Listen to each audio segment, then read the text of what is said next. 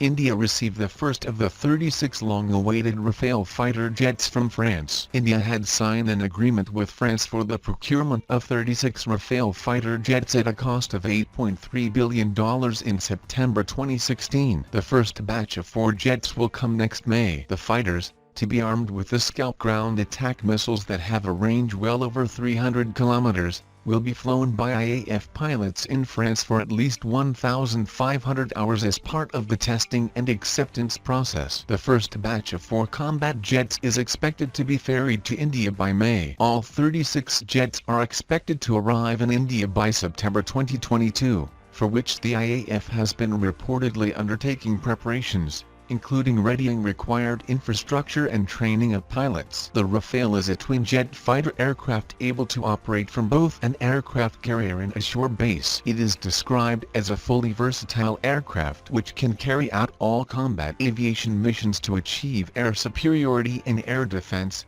close air support, in-depth strikes, reconnaissance, anti-ship strikes and nuclear deterrence. The Philippine Army is gradually shifting from internal to territorial and external defense with its programmed acquisition of Indian-Russian-designed land-based Brahmos supersonic missiles. Talks are now ongoing for Philippine Army's Brahmos missile acquisition project with India, a senior military official told, adding that Brahmos supersonic missiles are ideal for the Army's land-based territorial defense operations. The Brahmos was developed in 1998 as a joint venture between the Defense Research and Development Organization of India and the Federal State Unitary Enterprise NPO Mashino-Struyenia of Russia in an intergovernment agreement. The missile system can be launched from land-based mobile vertical launchers, while its variants can also be fired from warships as well fighter aircraft. It can attack and disable targets from as far as 290 kilometers when launched,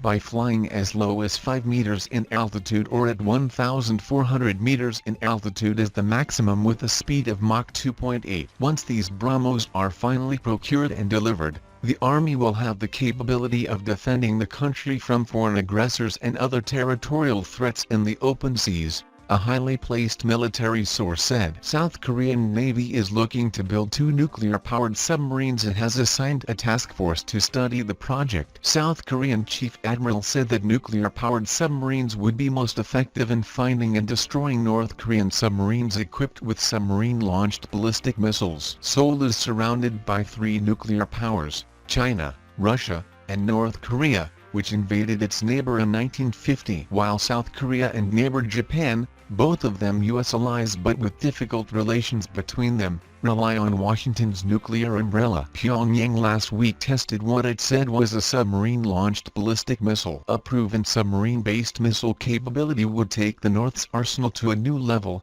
allowing deployment far beyond the Korean peninsula and a second strike capability in the event of an attack on its military bases. Speculations are rife that the country could develop its 3,000-ton Changbo-go 3 submarine as a nuclear-powered one. Seoul is currently carrying out the project to build the 3,000-ton indigenous submarine by 2031, with the process to develop its system set to begin in earnest this year. Thanks for watching. Please like, share, and subscribe. If you like the channel and want to support, please support on Patreon or PayPal. The details are given below in the description.